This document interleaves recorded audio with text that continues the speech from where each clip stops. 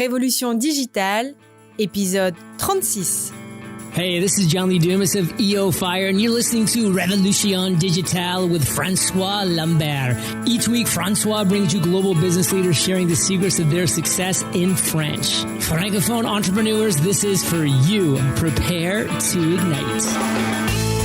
Bienvenue sur Révolution digitale, le podcast des nouveaux entrepreneurs. Get the top tips from leading global entrepreneurs in French. Chaque semaine, nous parlons avec des entrepreneurs qui ont réussi et partageons leur expérience avec vous. Join the entrepreneur revolution now and get ready to succeed. Et laissez-vous inspirer avec votre hôte, François-Paul Lambert.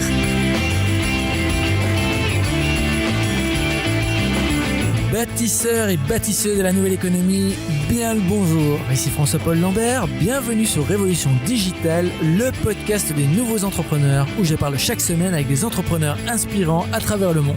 Révolution digitale est diffusée tous les mardis et les jeudis et les comptes rendus détaillés de tous les épisodes sont disponibles sur notre site web révolutiondigitale.fr. Restez avec nous et n'oubliez pas de vous inscrire gratuitement sur notre site pour rejoindre la tribu digitale et de vous abonner au podcast sur Apple Podcasts, Spotify, SoundCloud, Deezer ou sur votre service préféré. Vous pouvez aussi nous suivre sur Twitter, Instagram et Facebook. Vous trouverez tous les liens dans les comptes rendus de l'épisode sur notre site internet.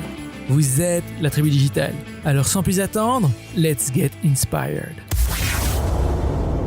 Notre invité d'aujourd'hui était déjà à 16 ans un grand admirateur de Bill Gates. Non pas pour sa fortune ou pour ce qu'il a développé, mais parce qu'il est parvenu à changer le monde en quelques années. À 22 ans, son diplôme d'ingénieur en poche, notre invité entame sa carrière dans la célèbre société de logiciels d'entreprise SAP où il reste 1 an. Il réalise vite que ses passions sont le web et l'e-commerce. Il quitte donc son poste d'employé et démarre plusieurs startups web. La dernière en date s'appelle Heroes, emploie 20 personnes et génère plus de 2 millions de revenus après 5 ans d'activité. Dans un monde qui change plus vite que jamais, il a compris que nous devions être les acteurs de ce changement. Tribu Digitale, j'ai le grand plaisir d'accueillir aujourd'hui Vincent Vanegans. Vincent, bonjour.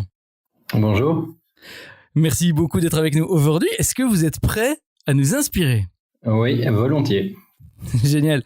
Alors, Vincent, je viens de donner un tout petit résumé de qui vous êtes à la Tribu Digitale. Est-ce que vous voulez y rajouter quelque chose ? Et avant de parler de vos projets, est-ce que vous pouvez nous donner un petit aperçu de votre vie personnelle et de votre background ? Ouais, j'aime bien commencer par dire que tous les jours, en me levant le matin, je me demande comment je vais changer le monde. Alors, c'est peut-être un peu présomptueux. J'ai pas encore trouvé, mais j'ai 2 projets en cours qui s'approchent d'une dimension un peu plus sociale, un peu moins commerciale, et donc on en parlera tout à l'heure. Alors là, vous êtes basé, vous êtes en Belgique. Comment est-ce qu'elle est la scène entrepreneuriale tech en Belgique ? Ah, la scène entrepreneuriale belge, elle a mis du temps à démarrer, mais elle est bien partie là maintenant. Hein. C'est ça un peu la Belgique, c'est l'histoire du pays. C'est que les choses sont lentes, on fait les choses calmement hein, avec nos 3 langues. Mais une fois que c'est parti, c'est vraiment parti. Et donc ça bouge bien. Il y a des capital ventures, il y a l'État investit aussi pas mal d'argent. Donc ouais, ça commence à bien donner. Vous êtes basé dans quel coin en Belgique ? À 20 km de Bruxelles, donc juste à la campagne en fait, en plein milieu de la petite ville d'Anguien, où on regarde les biches passer au fond du bois. Ah, waouh, super. Alors bon, vous venez de le dire, vous êtes impliqué dans 2 projets. Alors, est-ce que vous pouvez nous en dire un peu plus à propos de ces projets et surtout votre projet du moment ? Et est-ce que vous pouvez nous expliquer comment vous générez vos revenus, pourquoi vous avez choisi ce business model ? Oui, très bien. Donc il y a 5 ans, en fait, j'ai rejoint mon associé Bart et ensemble, on a créé la société qui s'appelle Heroes, qui développe un moteur de recherche de produits d'occasion. Alors, c'est vraiment une niche très particulière. Les produits d'occasion, c'est tout ce qui est vêtements, PC portable, mobilier, maison et jardin, par opposition aux autres secteurs des petites annonces comme l'immobilier, les voitures ou l'emploi. Et le business model, en fait, il est très simple, c'est basé sur l'affiliation. Donc, les visiteurs arrivent sur notre plateforme, ils cherchent des produits d'occasion, et puis ils vont cliquer sur un partenaire, et ce partenaire va nous rémunérer pour la transaction qu'ils vont réaliser. Un partenaire typique, c'est par exemple eBay. Ah. Et comment ça fonctionne exactement ? Alors, vous avez développé un algorithme particulier, ou est-ce que ça fonctionne vraiment plutôt sur un système de mise en relation ? Alors ça fonctionne effectivement sur pas mal d'algorithmes. En fait, c'est pas juste un algorithme, c'est une série d'algorithmes en série qui font du traitement automatique du langage, donc qui analysent en fait toutes les descriptions de tous ces produits. Ces descriptions sont ce qu'on appelle déstructurées parce qu'elles ont été rédigées par un peu tout le monde et tout le monde a des manières différentes d'exprimer les choses. Donc, vous n'allez pas décrire la vente d'un téléphone portable de la même manière que je le ferai. Et donc, nos algorithmes sont capables d'extraire les informations importantes, de les standardiser, de les enregistrer dans une base de données gigantesque, puisqu'on stocke 500 millions de petites annonces et que ces petites annonces varient tous les 3 jours. Donc, ça fait un sacré boulot. Et d'où vous est venue l'idée de ce projet ? Alors, c'est pas moi qui ai eu l'idée, c'est mon associé qui a travaillé chez eBay quand il y avait encore eBay Belgique. Et donc, il était au cœur des données, il a vu les données acheteurs-vendeurs et il a vu aussi le potentiel du marché. Il a vu aussi les possibilités au niveau SEO pour se positionner donc dans Google et obtenir du trafic organique, entre guillemets, gratuit par opposition à AdWords. Et donc, il s'est dit, tiens, je vais essayer. Il a démarré avec la France et puis moi, je l'ai rencontré. Et on a étendu la société, on a développé ça au niveau international. Vous venez juste de parler de SEO, là, et ça m'intéresse. Est-ce que vous pouvez nous expliquer un peu ce que c'est pour les membres de la tribu qui n'en ont jamais entendu parler, par exemple, et pourquoi est-ce que c'est important ? Ah oui, alors SEO, c'est donc l'acronyme de Search Engine Optimization, donc l'optimisation pour bien se positionner dans les résultats de recherche de Google. Alors finalement, dans Google, il y a 2 manières de se positionner. On peut acheter des positions, ça c'est l'AdWords. Donc on lui donne des mots-clés et avec ces mots-clés-là, on est positionné en tête de résultat. Ou alors il y a le SEO, c'est-à-dire qu'on travaille sur une série de techniques qui permettent de mieux se positionner que les concurrents. Et dans ces techniques, on va retrouver des choses comme la notoriété, donc des liens ou une couverture de notoriété au niveau des médias sociaux, mais on va retrouver aussi de l'optimisation de contenu, donc très fort orienté sur la sémantique. Et puis, on va aussi retrouver des éléments très techniques de configuration des données dans le site même. Et voilà. Donc, c'est devenu vraiment toute une discipline. En France, il y a énormément de gars qui se sont spécialisés là-dedans et qui en ont fait leur métier. C'est devenu vraiment des postes à proprement parler dans les entreprises. Donc, c'est quelque chose qui a très fort grandi. Et pourquoi est-ce vraiment utile ?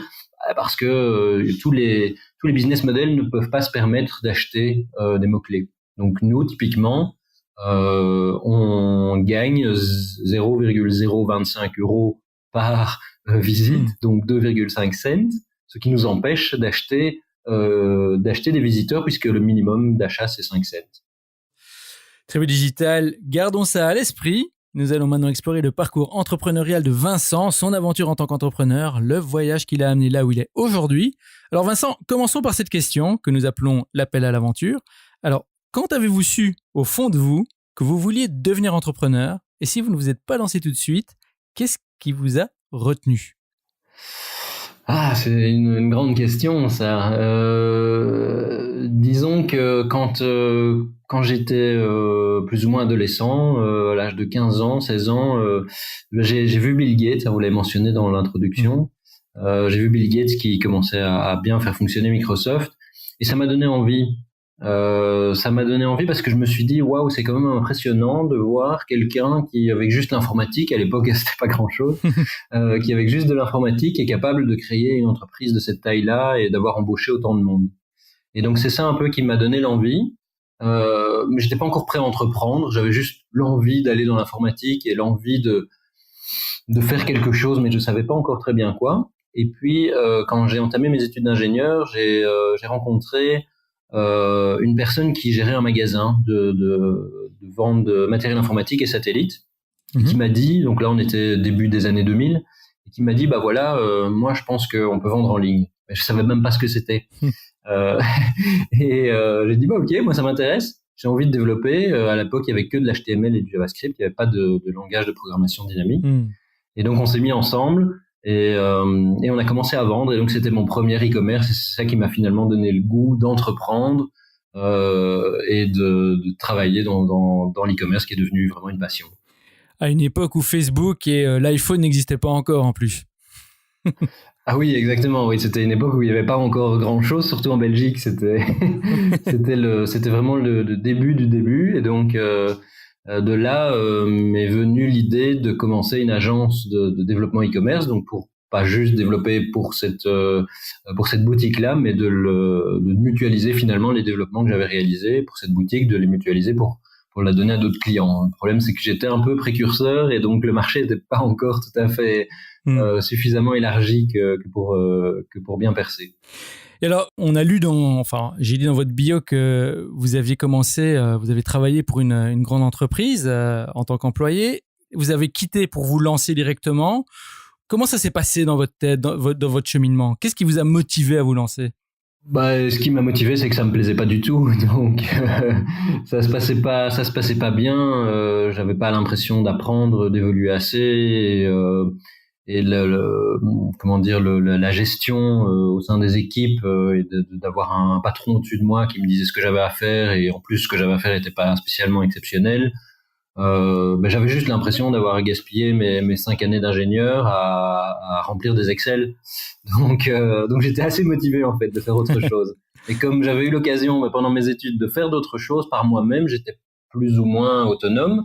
J'avais quelques directives, mais j'étais plus ou moins autonome. Ça m'a vraiment motivé à commencer tout seul mon activité et garder cette idée en tête de pouvoir embaucher un jour des gens. Et maintenant, c'est vous le patron. Alors, vous avez lancé plusieurs entreprises, enfin, en tout cas, plusieurs projets. Alors, Vincent, est-ce que vous pouvez nous parler ici peut-être un peu de votre pire moment en tant qu'entrepreneur? Et on le dit souvent ici aussi, on parle souvent de l'échec. Dans certaines cultures, l'échec est plutôt vu comme un vecteur de la réussite. Alors, est-ce que vous êtes d'accord avec ça? Et racontez-nous quel était votre pire moment en tant qu'entrepreneur. Malheureusement, en Belgique, peut-être maintenant, mais à l'époque en tout cas, l'échec était assez mal perçu. D'ailleurs, quand j'ai dit à mes parents que j'allais devenir entrepreneur, ils m'ont dit « Mon Dieu, pourquoi tu fais ça ?» Donc, voilà, le pire moment, ça a été la faillite en fait de ma première société. Hein, donc, c'est vraiment ma toute première société. Donc, l'agence de développement e-commerce. On a eu du mal pendant 5 ans. On est arrivé quand même à avoir une équipe à un moment de 4 personnes. Et puis après 5 ans, c'était trop difficile. Les clients, il y avait des clients qui payaient pas, il y avait pas assez d'argent qui rentrait. Et donc voilà, j'ai dû faire aveu de faillite. Et c'est quand même très dur quand on s'est investi en temps, en énergie dans un projet. C'est vraiment très dur de rebondir. Donc j'ai quand même eu une période de presque une année avec ce sentiment d'échec, en me disant voilà j'ai échoué, j'ai pas réussi. J'ai aussi perdu de l'argent parce que j'avais investi de l'argent dans cette société. Donc j'étais pas tout à fait prêt à remettre le couvert. Et puis en fait c'était quand même au fond de moi. Et donc à un moment j'ai rencontré d'autres personnes et puis cette flamme d'entreprendre elle est revenue et cette peur de l'échec précédent elle finit par disparaître. Et on est reparti. On est reparti pour rebondir. Alors évidemment, on est un peu plus frileux, on fait un peu plus attention à toutes les erreurs qu'on a commises, mais on y va. Et alors justement, comment est-ce que vous avez rebondi? Quand est-ce que les choses ont commencé à basculer en votre faveur? Et peut-être vous avez relancé une nouvelle affaire. Et quelles sont les choses que vous avez fait différemment alors? Ouais, donc j'ai été beaucoup plus prudent. J'ai été plus prudent sur les associés parce que ça c'est vraiment un gros point. Il faut s'associer avec les bonnes personnes, même si elles sont très intelligentes, même si elles ont un beau un beau track record, qu'elles ont travaillé dans des belles sociétés et autres, ça ne change rien à leur motivation. Et donc souvent le problème c'est ça, c'est la motivation, et donc les conflits entre associés naissent assez rapidement. Et donc ce qui m'a donné envie, c'est que j'ai rencontré un pharmacien et un entrepreneur qui voulait lancer la 3e pharmacie en ligne en Belgique. Donc la législation avait changé, on pouvait enfin vendre des médicaments en ligne. Et donc je les rencontre et eux m'ont de nouveau donné l'envie d'entreprendre, l'envie de démarrer un projet. Et comme ce projet s'est bien réalisé, qu'on a pu après le revendre à un plus grand groupe, ça m'a vraiment donné l'émulsion pour continuer et accélérer les choses. Tribu Digital, associez-vous avec les bonnes personnes. Alors Vincent, si vous pouviez résumer là où les leçons clés que vous avez retirées de cette expérience, quelles seraient-elles? En quelques mots, que pensez-vous que la Tribu Digital doit retenir comme leçon de votre expérience? Je dirais l'innovation, surtout dans la technologie, l'innovation permanente, et ça c'est propre à la technologie, mais si on veut l'élargir, c'est ne jamais se reposer sur ses acquis, ne jamais partir du principe que les choses sont là et qu'elles sont immuables, se réinventer, tous les jours se lever avec une nouvelle idée et en débattre. Et puis, je dirais garder le moral. Et pour garder le moral, moi, ce qui m'aide au quotidien, c'est de trouver des petites réussites. Parce que les grandes réussites, elles mettent du temps à arriver. Donc, si on doit les attendre, il faut être très patient. Je suis pas très patient. Et donc, j'essaye de trouver des petites réussites au quotidien. Parce que dans l'adversité, des journées difficiles, c'est gai de voir qu'il y a des petits succès. Et donc, ça redonne le moral. Et ça empêche de sombrer dans la loi des séries ou dans les difficultés de l'entrepreneur au quotidien. Tribu Digital, ne reposez pas sur vos acquis, gardez le moral et célébrez vos petits succès du quotidien. Alors Vincent, nous sommes maintenant arrivés à la partie des questions flash. Alors ici, je vous pose une série de questions en rafale et vous me répondez en allant à l'essentiel. Est-ce que vous êtes prêts ? Oui. Alors, quelle est votre définition du succès ? Ma définition du succès, je dirais créer de la valeur, créer quelque chose qui change les choses et embaucher des gens, créer de l'emploi. À quoi ressemble votre journée type ? Ma journée type, elle est assez simple finalement. Je me lève le matin, je vais conduire les enfants à l'école, puis j'arrive au bureau, je dis toujours bonjour à tout le monde, je regarde si tout va bien, si tout le monde est de bonne humeur. Puis je lis mes mails forcément, j'ai une petite série de mails. Et ensuite, je vais faire un petit tour avec certaines personnes spécifiquement pour essayer de faire avancer les projets. Souvent, j'ai pas l'occasion de déjeuner à midi, donc j'en profite que les autres sont partis pendant la pause pour avancer. Et puis j'essaye de toujours me consacrer 1 heure, 1 heure et demie pour vraiment penser à des nouvelles idées, préparer des nouvelles choses auxquelles je repense le lendemain pour voir si finalement elles étaient pertinentes ou pas. Si vous deviez recommander un livre pratique, quel serait-il et pourquoi ? Alors j'en ai quelques-uns des livres. Évidemment le Lean Startup, bon ça c'est clair pour un jeune entrepreneur, pour moi c'est un peu le Saint Graal et c'est la voie à suivre. Sinon la biographie de Steve Jobs, c'est quand même super intéressant.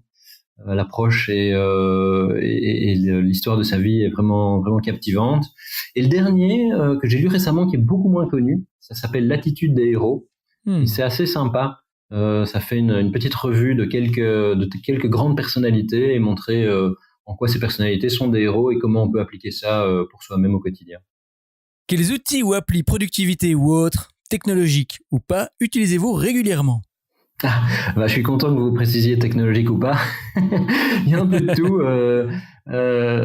J'aime bien la feuille de papier encore. Pourtant, je suis vraiment dans la technologie au quotidien, mais j'aime bien la feuille de papier parce que pour avoir des idées, la feuille de papier, c'est quand même ce qui marche le mieux. Donc je l'utilise encore beaucoup.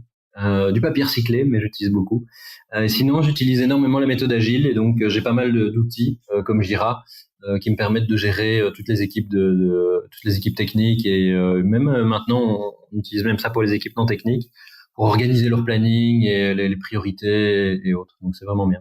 Et le papier, vous l'utilisez comment alors ? Vous avez une petite méthode ou bien c'est juste pour le brainstorming et prise de notes ? Oui, alors j'ai une super méthode, donc je remplis des feuilles, puis je les empile sur mon bureau à côté de moi.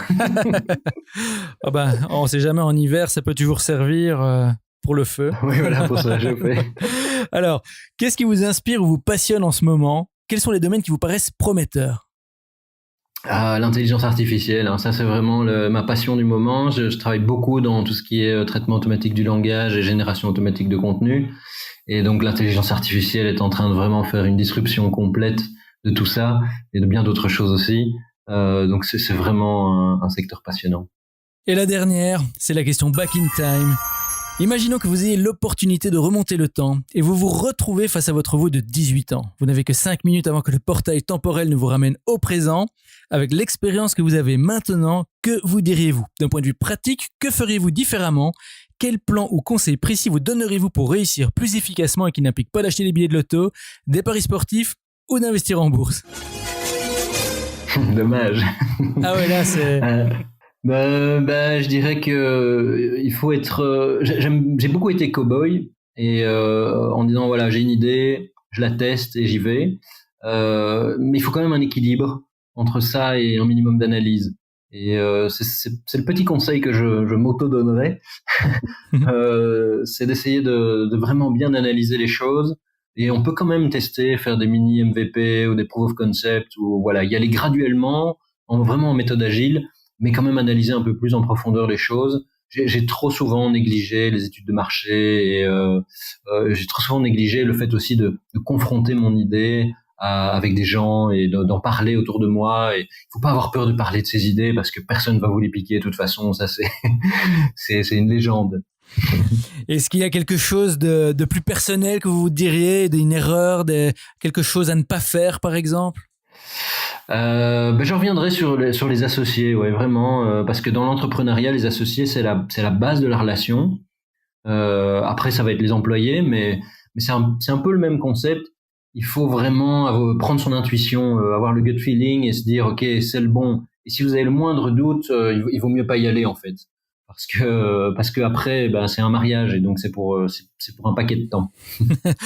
Merci beaucoup pour ça, Vincent. On est déjà arrivé à la fin de l'épisode. Merci d'avoir partagé généreusement toutes ces informations avec nous.